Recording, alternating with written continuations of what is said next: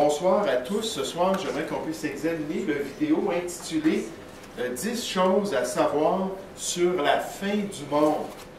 Et quand j'ai mis ça sur l'Internet, je savais qu'il allait y avoir de l'intérêt pour ce sujet-là de la fin du monde. Et pour le chrétien, c'est un sujet bien important dans la parole de Dieu. Est-ce que vous pouvez juste me dire dans vos propres mots, qu'est-ce que c'est bibliquement la fin du monde? Si vous avez une idée un peu qui vous vienne à l'esprit, qu'est-ce que c'est que la fin du monde? Est-ce que quelqu'un... Oui, Christian? Quand Jésus revient. D'accord, oui, c'est un élément qui prépare la fin des temps, des derniers temps. Effectivement, c'est un des éléments, oui. Quand tout va être détruit, quand la terre va être détruite. D'accord, on va parler du sort que Dieu réserve à la planète Terre dans son plan, d'après sa révélation. Oui, Jessica.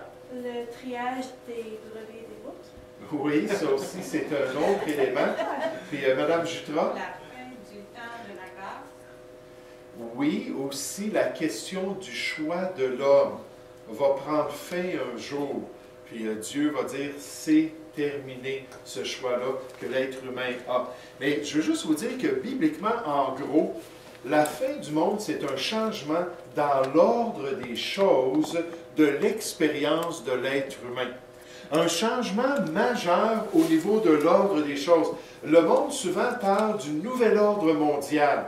On a peut-être entendu parler de cela, les théories de conspiration, puis un nouvel ordre mondial dictatoriel qui s'apprête à être établi sur la Terre.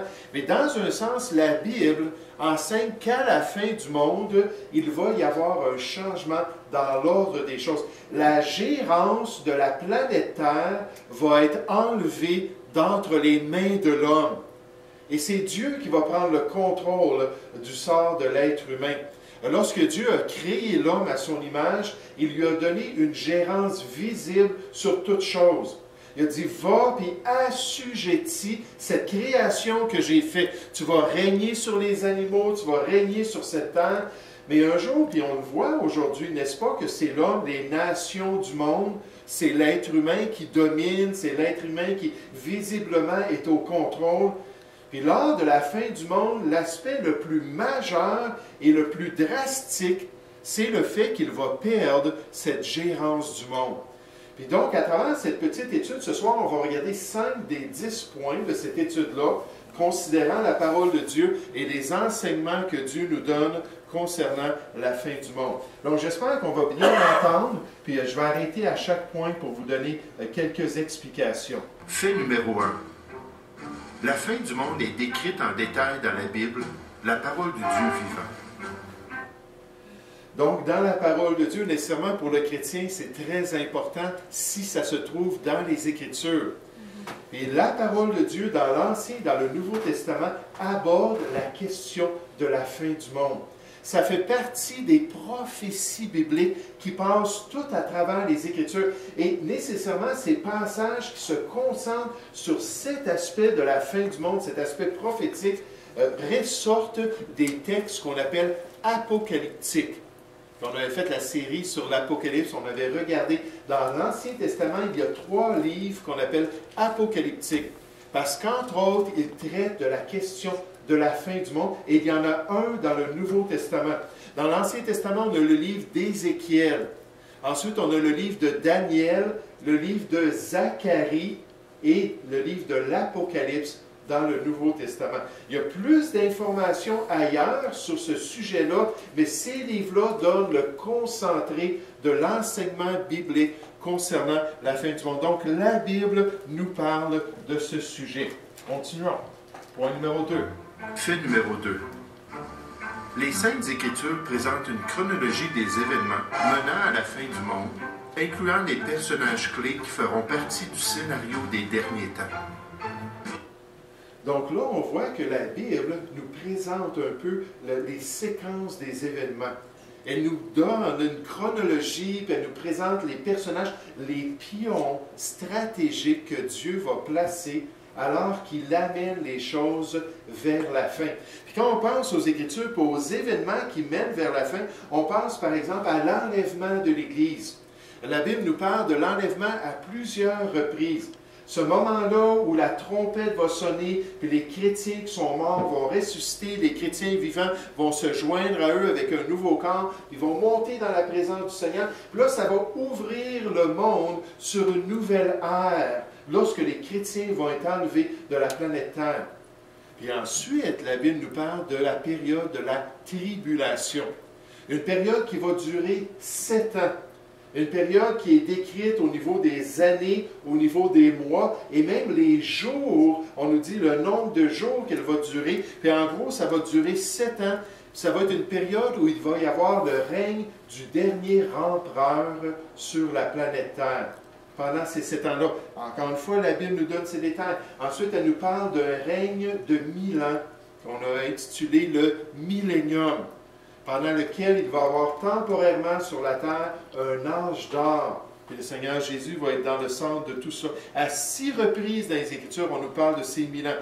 Ensuite, il va y avoir l'établissement du grand trône blanc.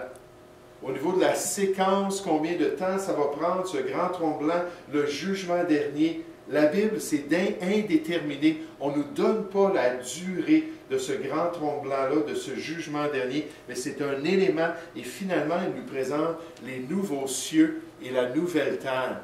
La nouvelle création de toutes choses. Ça va être instantané, et ça va être un âge d'or qui n'aura pas de fin. Donc, on voit que la Bible décrit les événements, nous donne la séquence et nous présente cette bienheureuse espérance des agissements de Dieu quant à l'avenir. Ensuite, troisièmement. Fait numéro 3. Dans son discours sur le mont des Oliviers, le Seigneur Jésus a révélé certaines des caractéristiques qui démontreront que la fin est proche. Donc, le Seigneur Jésus vient se mêler de toute la révélation de Dieu. Et en fait, il vient confirmer que le plan de Dieu inclut la fin du monde. Là, on mentionne Matthieu chapitre 24, son sermon sur le mont des Oliviers, lorsqu'il répond aux questions de ses disciples. Un passage parallèle se trouve dans Luc chapitre 21. Et là, dans ces deux passages-là, Jésus donne une série de caractéristiques. Qu'est-ce qui va arriver sur la terre? Comment est-ce que ça va se manifester d'une manière pratique?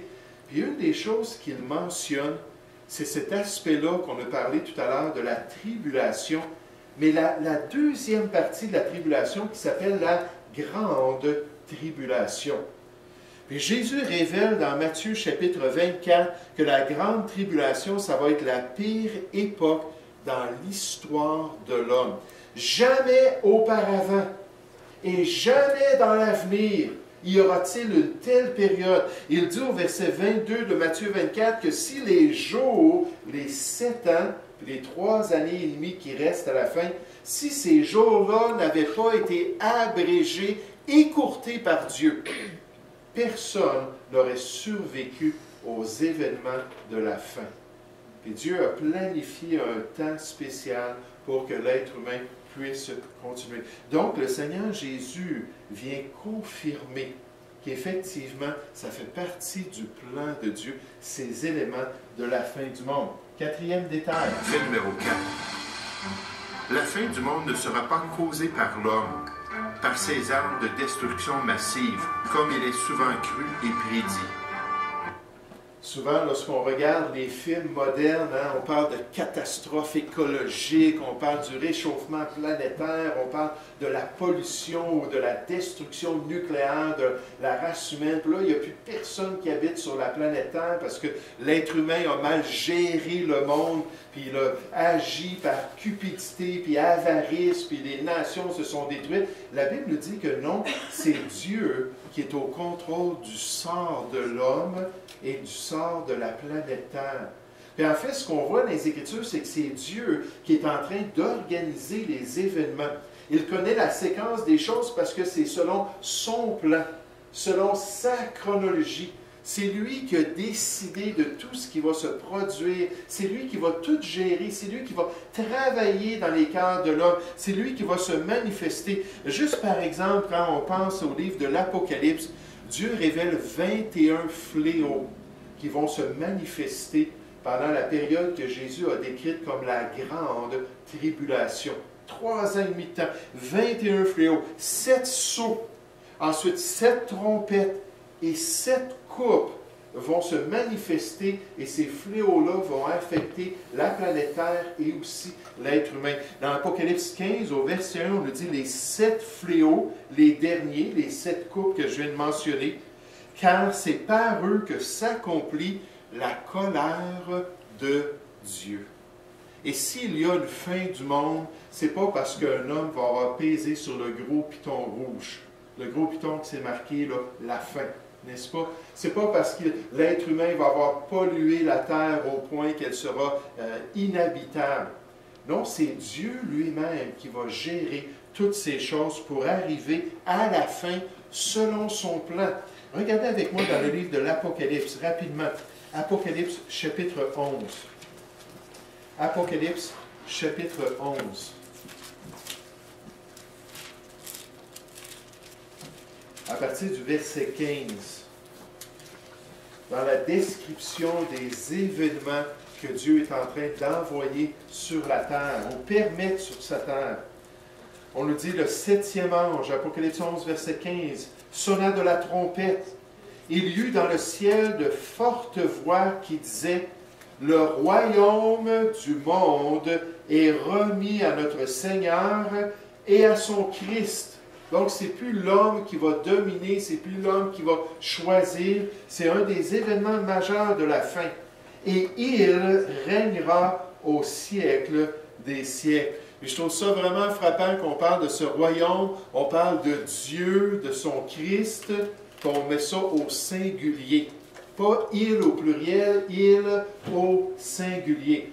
Moi et le Père, nous sommes un. Jean 10, verset 30. Il y a une unité dans la personne de Dieu. Le verset 16, et les 24 vieillards qui étaient assis devant Dieu sur leur trône tombèrent face contre terre, en face de la révélation du règne de Dieu. Et ils adorèrent Dieu en disant, « Nous te rendons grâce, Seigneur Dieu Tout-Puissant, qui est et qui était, car tu as saisi ta grande puissance et pris possession de ton règne.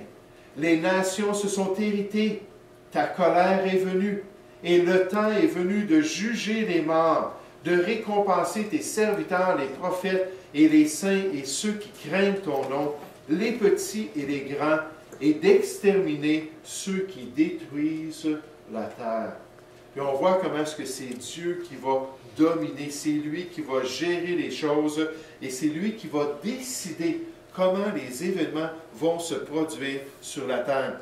Lorsque j'étais un adolescent, j'ai connu le Seigneur à l'âge de 21 ans, et je me souviens, lorsque j'étais un adolescent, à l'école, on avait présenté un documentaire sur le potentiel de la destruction de la Terre par les armes atomiques, les bombes nucléaires.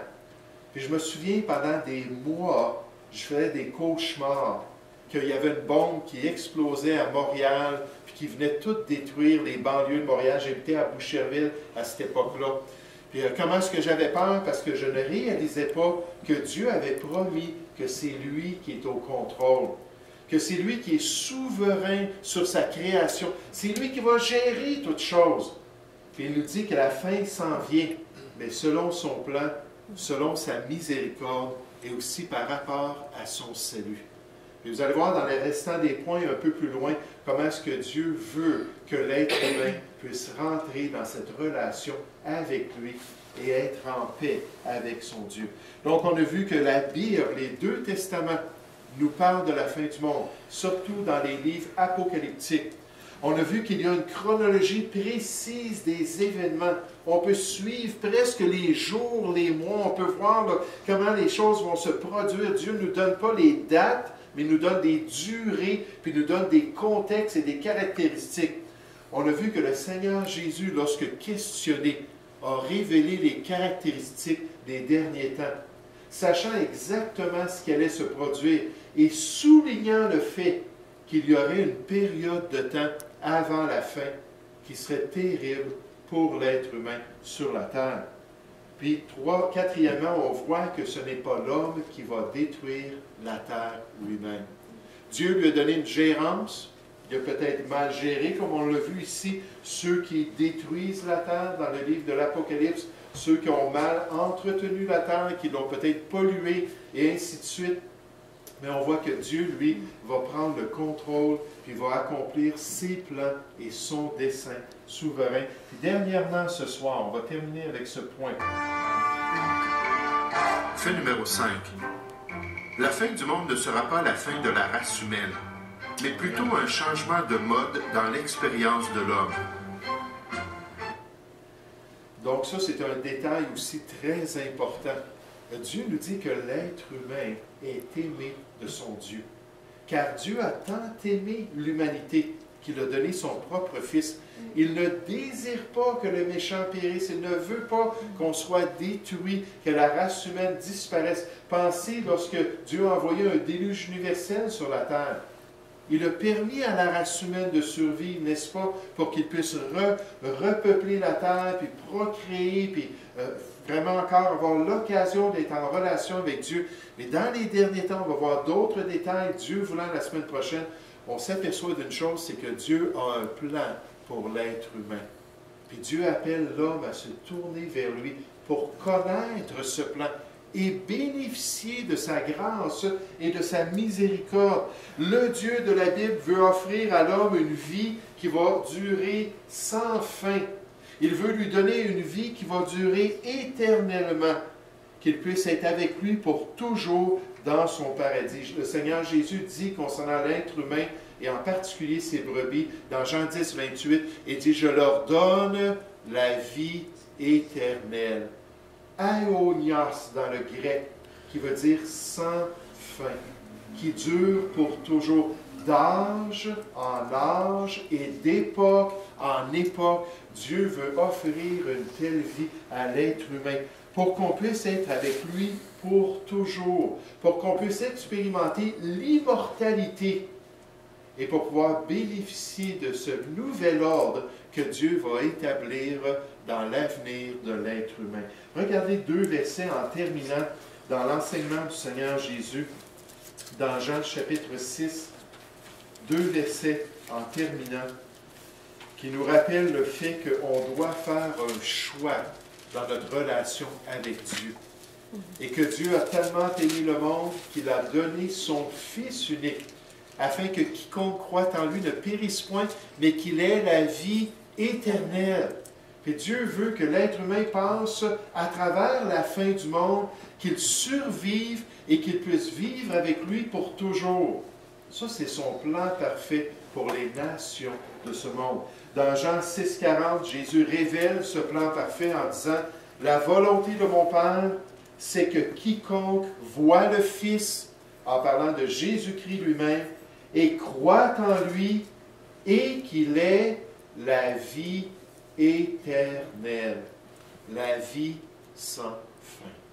Vous savez, ce n'est pas étonnant que ça se trouve dans l'Évangile de Jean, parce que l'expression « la vie éternelle » se trouve à plusieurs reprises.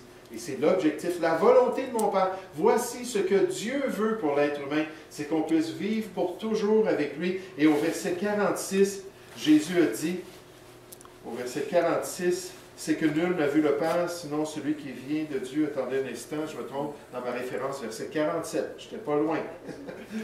En vérité, je vous le dis, celui qui croit en moi a la vie éternelle. Et cet évangile du royaume de Dieu, on va le voir, c'est un des points qui s'en vient, va être prêché à la race humaine, jusqu'à ce que toutes les nations puissent entendre ce message et cette proposition-là d'une vie sans fin avec Dieu. Non, la fin du monde ne sera pas la destruction de l'être humain. Ça va être l'opportunité pour lui de rentrer dans la plénitude de la vie éternelle, de pouvoir expérimenter l'âge d'or de la race humaine, et cela pour toujours, dans un monde merveilleux que Dieu a préparé pour ceux qui l'aiment. Donc, on va s'arrêter avec cela ce soir, et Dieu voulant, la semaine prochaine, on va continuer avec les 5 autres caractéristiques. Et encore une fois, la parole de Dieu a beaucoup à nous dire concernant ce sujet important de l'avenir de l'être humain. Donc, on s'arrête avec ça.